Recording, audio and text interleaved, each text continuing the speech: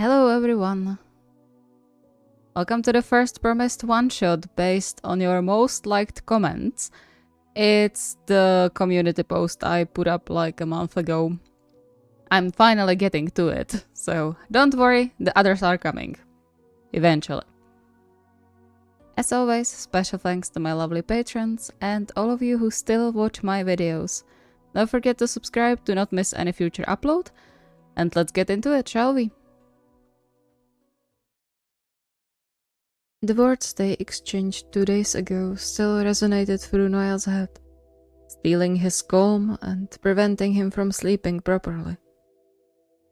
What he said was less than ideal. Much less than kind, definitely. Asahi's anxiety was always rather difficult to manage, but this time he probably messed up. It reminded him of the time right before their proposal. Except back then, he didn't actively contribute to it. God damn this all! He tossed around on the bed, trying to clear his mind from the way his fiancée sounded just before he ended the call, the defeated undertone in his voice that haunted his mind ever since. He wasn't even sure what set him off that much. He listened to Asahi voicing his worries since high school, including worries about their relationship, and it was never a bother for him to reassure Asahi about the sincerity of his feelings, no matter their differences. So what was different now? What changed? Maybe it was just 1 times too many. The straw that broke camel's back, or whatever they say. I mean, what does he want me to do? I do offer to take him along, right? He's free to join at any time and any trip. He's the one who's stuck in his head. Freezing, he shook his head to erase that thought from his mind. That was so unfair of him to think. Hurtful even. Asahi wasn't the issue here. Why was this even a thing that came to mind? Whining quietly into the pillow, he instinctively reached for his phone. The screen blinding him for a moment, before his eyes managed to focus on the few messages Asahi sent him since, to make sure he was alright, and to which he still hadn't responded. He should have, he knew. At least an affirmation so that Asahi wouldn't have to worry about him. But every time he tried, he just couldn't find the right words, and sending curt answers surely wasn't going to help Asahi's mental state. It's better than nothing, though. Forcing his fingers on the screen, he tapped in a short, but hopefully not too short message, reassuring Asahi he was fine, then quickly locked the phone again. It made him want to laugh, but not from happiness. Rather, to sourly laugh at the people who called Asahi cowardly whenever it came to the most important things, he was the coward from the two of them. Maybe Sis was right. Maybe I am running away all the time. A heavy sigh heaved through his chest as he buried his face into the pillow again, feeling empty and not excited about the remaining 3 days he had in Chile at all.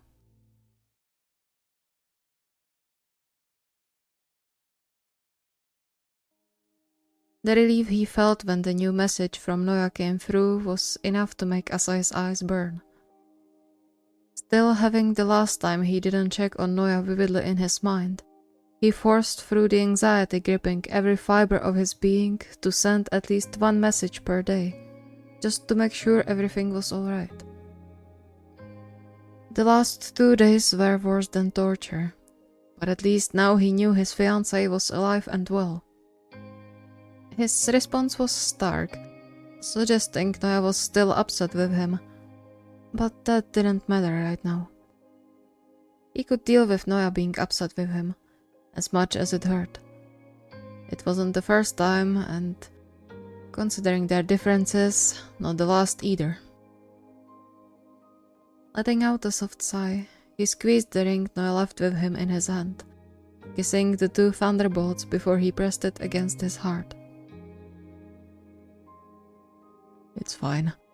We just have to talk about it, like always. It's going to be fine. Except he had a feeling it wasn't going to be so easy this time. He tried not to let his fear take hold of him, but the constant battle of his fright of traveling further than across Japan and his anxiety from clearly holding Noya back with his cooped-up lifestyle drained him every day more and more. He worried every time Noya left, scared the history could repeat itself one day and the plane would arrive without his beloved in the seat, but rather in the cargo instead. But at the same time, the same invisible strings held him back from going with Noya, to be with him and help him in case something bad happened. In the end, he was exactly the failure everyone thought of him as. Too scared to do anything but worry. What a joke. No wonder he's upset. With his heart aching, he rolled on his back, giving up on trying to fall asleep for the last hour or so before he had to get up for a call with his client. Which, as his brain didn't forget to remind him, he could do from anywhere outside Tokyo, like in a hotel by Noya's side.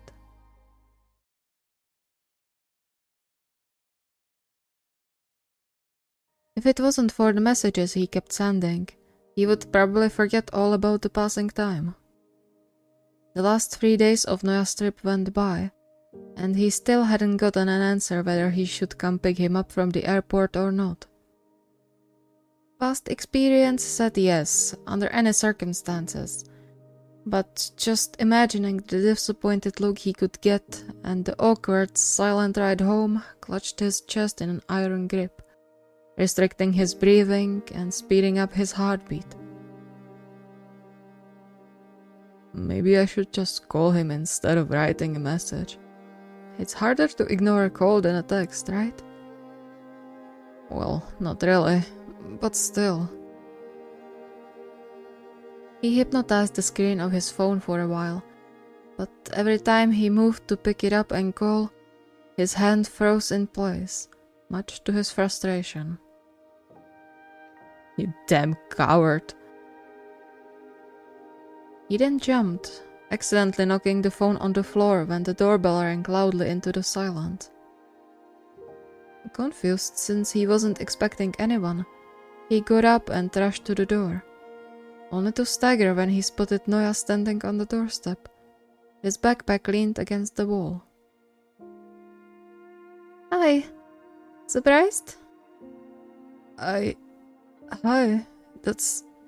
yeah, I am. I thought you were supposed to get here in the evening.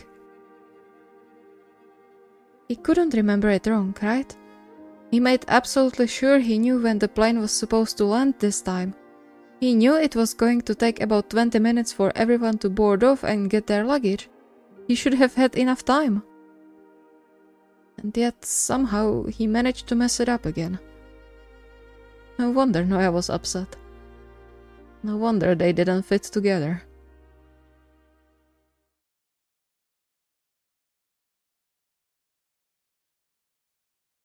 He thought that his earlier, albeit unplanned arrival would make for a nice surprise.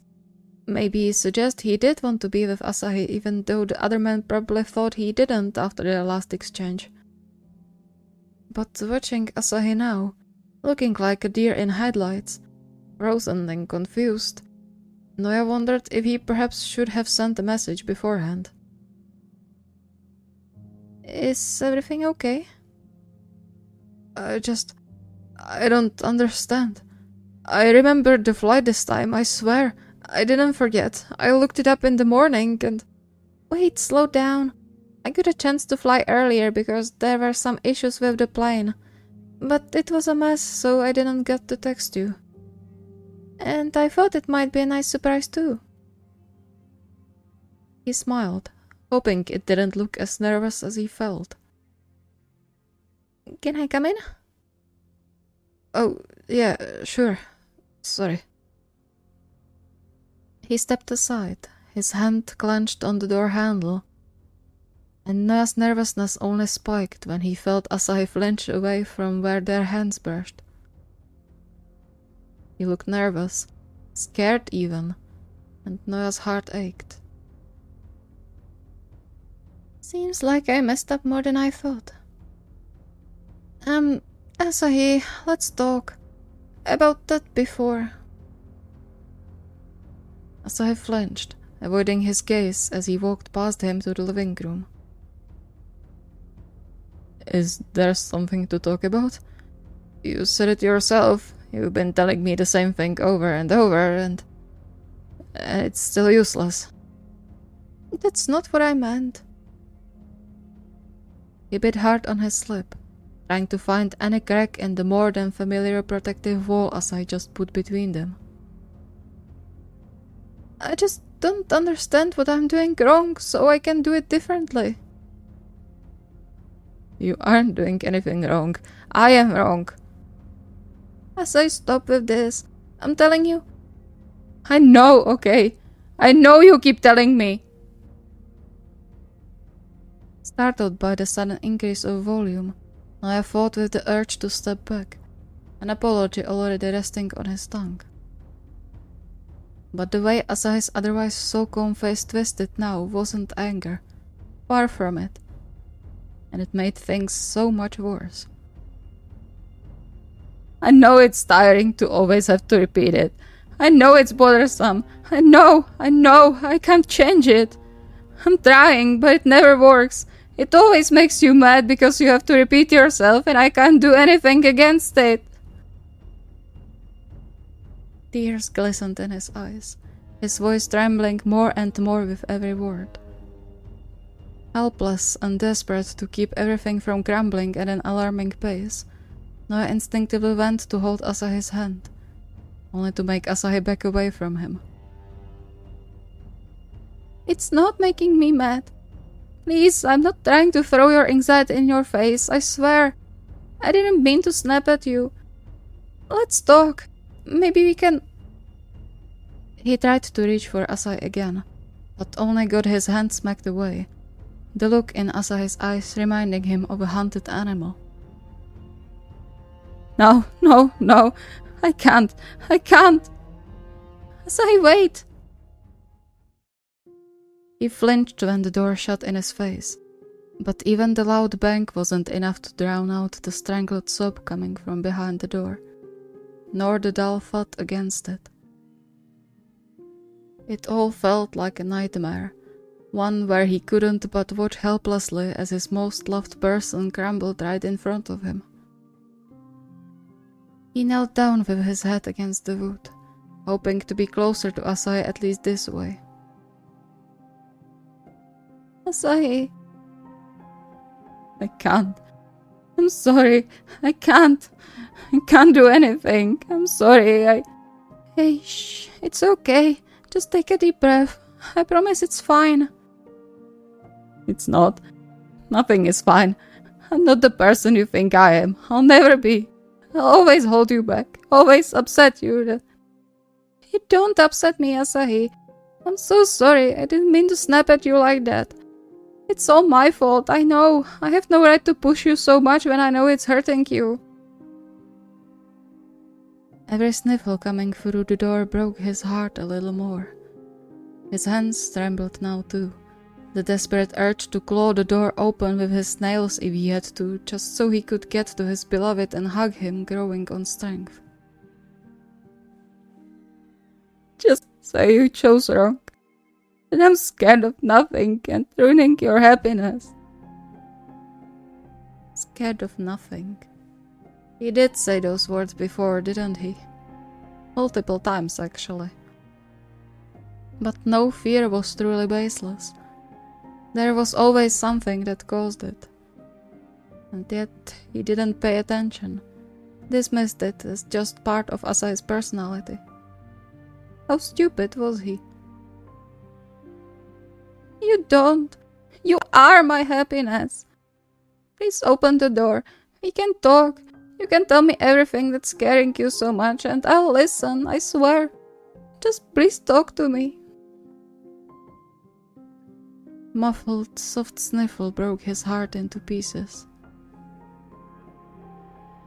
I don't want to lose you.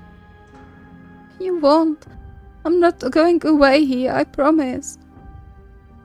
You don't know that. What if you don't return one day? I can deal with you leaving me, but I can't see you not come back alive. Unsure what to say or do, Noel squeezed his eyes shut and leaned his forehead against the door, pressure building behind his eyes as well the longer he listened to the love of his life cry. He really was blind, wasn't he? Overlooking things he would surely notice if he spent more time at home. Although, no, that wasn't really the issue here. That lay elsewhere. In Asahi's constant reminders to be careful.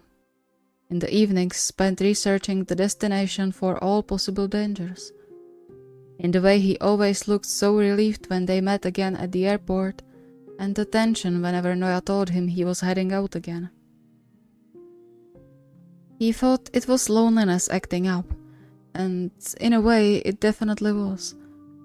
But there was much more he didn't even consider under it, and it made him furious with himself. Can I come in? Please. I know I don't have any right to ask that, but I want to hug you. And I'll listen to what you have to say, I promise. Just open the door. Please.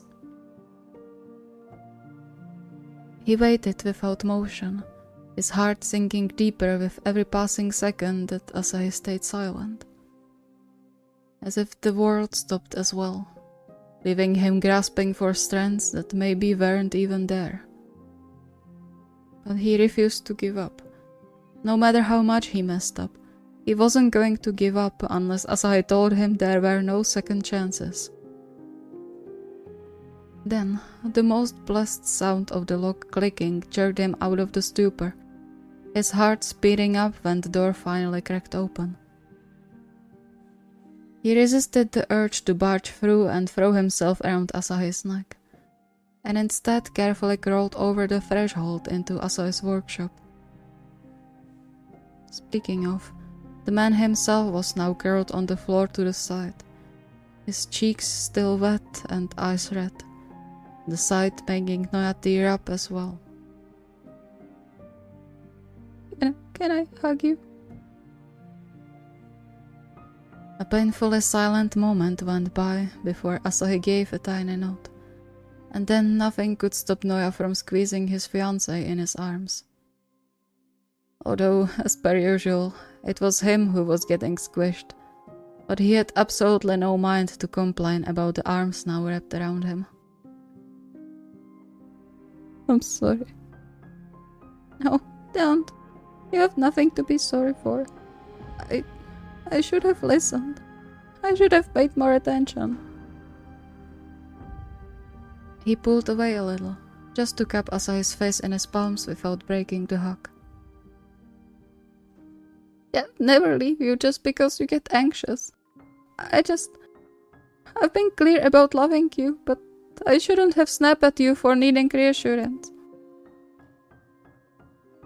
He shivered when Asahi's large hand cradled the back of his head, but it only guided his head to rest on his beloved's shoulder again. He clutched Asahi's shirt in his fists, trying to swallow the sniffles jerking with his body now. For the longest while, neither of them spoke, but there was no tension hanging in the air, only exhaustion and perhaps a tiny sliver of hope. You know I'm always careful, right?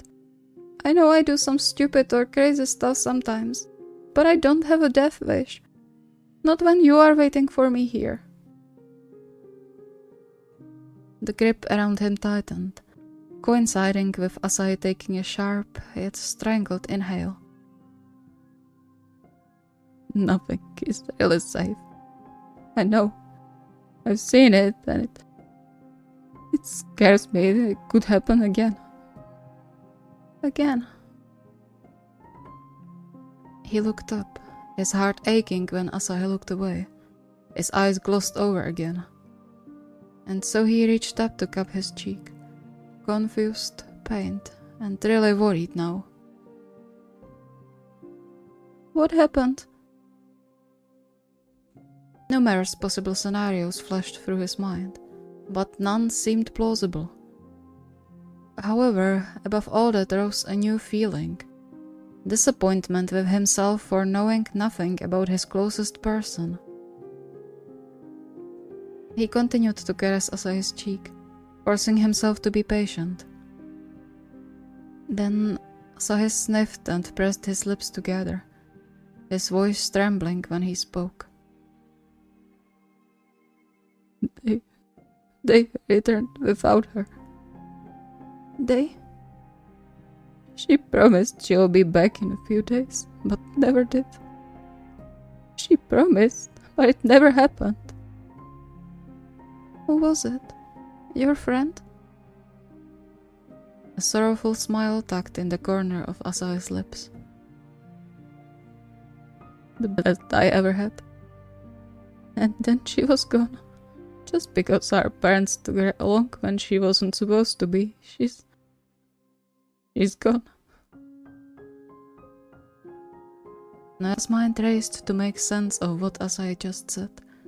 The words slowly but surely creating an image in his head that left him stunned and confused. Your parents? Wait, does that mean you had a sibling? Asahi nodded, visibly torn between sadness and fond memories. She could swim like a dolphin, taught me to dive and everything. It still wasn't enough against the ocean. Ocean. Right. The constant warnings about the seas whenever he was on the beach. Checking wave forecasts. All the appeals to be careful when swimming. You never told me. We don't. I think they are still too ashamed for what happened. And there wasn't an opportunity for us to talk about her. He looked down again, meeting Noya's gaze for the first time since the door opened. His palm so warm and secure against Noya's cheek. You are the most precious person I have. I don't want to lose you to ocean, to rainforest, to nothing. I know I can't hold you back so much, and I'm trying, I really do. I know I should be there with you to help you if you need it, but I'm just too much of a coward to go with you. I'm sorry. With his vision blurred, Noya shook his head and hid his face in Asahi's chest once again, unable to let a word out without choking on it. You aren't a coward. You never were. I'm serious. I don't care what others say. I've never thought you were a coward. But I still made you think I do and made you anxious because I'm stupid. Please forgive me. A shaky breath caressed his skin, and then he found himself squished again, rocked lightly back and forth. Nothing to forgive. We are just too different, I guess. But it can still work. I want it to work. There has to be something that will make it work. Maybe. The lightest of kisses landed in Noya's hair, and yet even the gentle touch was enough to finally let his tears fall, relieving the pressure building behind his eyes. Maybe we could look for it together. Yeah, let's do that. I love you. I never stopped. And you are the only one for my heart. Always been.